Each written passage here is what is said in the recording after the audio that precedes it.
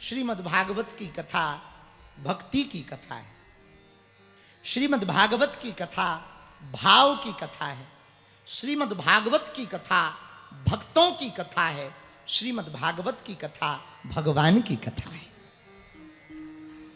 कोई साधारण ग्रंथ नहीं है।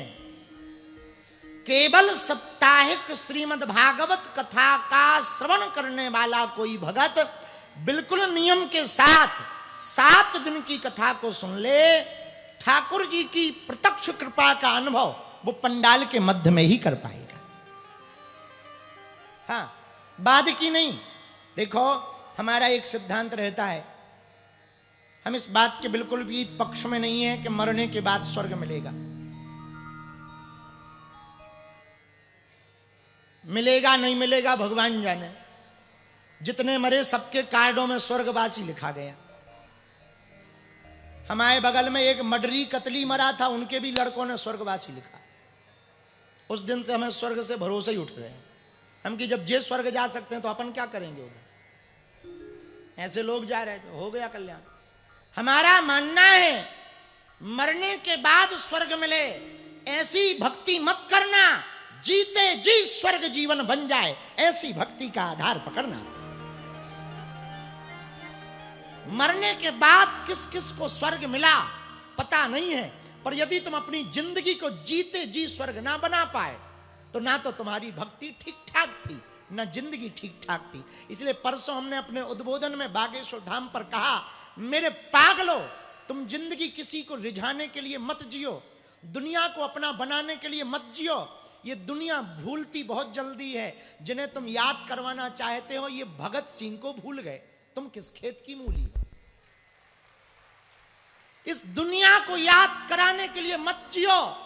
तुम्हारा श्रृंगार भी दुनिया को रिझाने के लिए ना हो, तुम्हारा जीवन भी दुनिया को रिझाने के लिए ना हो, क्योंकि इस दुनिया में कोई किसी से रीझता नहीं है। जब तक चेहरे पे चमक और पॉकेट में मनी है तब तक सब तुम्हारे करीब हैं। जिस दिन ये दोनों गए कोई राम राम तक नहीं करेगा।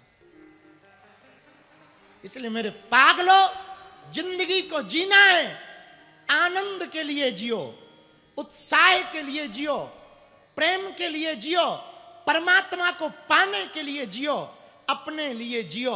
अपने मतलब, इसका मतलब ये नहीं कि तुम केवल अपने लिए जियो। जीना तो अपने ही लिए है, पर तन से संसारी रहना है, मन से सन्यासी रहना है। इन 7 दिनों में हम आपको कोशिश करेंगे कि थोड़ी सी कोई किरण आपके जीवन में प्रकट हो सके। इन 7 दिनों में हम कोशिश करेंगे कि तुम न नास्तिक रहो न तुम आस्तिक रहो। शायद ये कोई दुनिया का धर्मगुरु तुमसे नहीं कहेगा। हम तुमको आस्तिक भी नहीं बनाना चाहते, हम तुमको नास्तिक भी नहीं बनाना चाहते। हमारा सपना है तुम वास्तविक हो जाओ।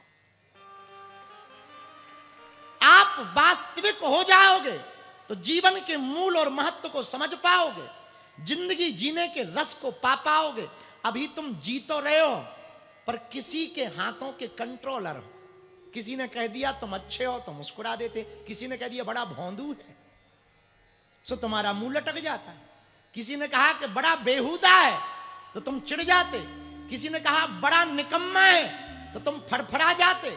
अरे तुम उसके हाथ के कंट्रोलर हो कि वो जो कहेगा वो तुम्हारे ऊपर प्रभाव पड़े। हम जैसे हैं वैसे भगवान के हैं, ये बात यदि तुम्हारे जीवन में उतर आएगी तो हर पल मुस्कुराहट चेहरे पर रहेगी। इन 7 दिनों में श्री ठाकुर जी की इस कथा में हम चाहते हैं आप हमारे गोविंद के नजदीक पहुंच जाएं, उनको महसूस करें। भगवान देखने का विषय नहीं है, भगवान कहने भर का विषय नहीं है, भगवान बोलने का विषय नहीं है, भगवान तो महसूस करने का विषय है। मेरे प्रिय जनों, जैसे हवा दिखाई नहीं पड़ती पर है, बोलो है कि नहीं? अरे बोलो ना, हवा है या नहीं? पर क्या दिखाई पड़ रही? जोर से बोलो। अच्छा, दिखाई नहीं पड़ रही तो क्या हवा नहीं है? है। 2 मिनट के लिए मुंह बंद कर लो, तुम्हारी हवा खिसक जाएगी। नाक और मुंह बंद करके देखो, हवा खिसक ना जाए तो कहना। हवा दिखाई नहीं पड़ रही पर है। वैसी भगवान की कृपा दिखाई नहीं पड़ती पर है।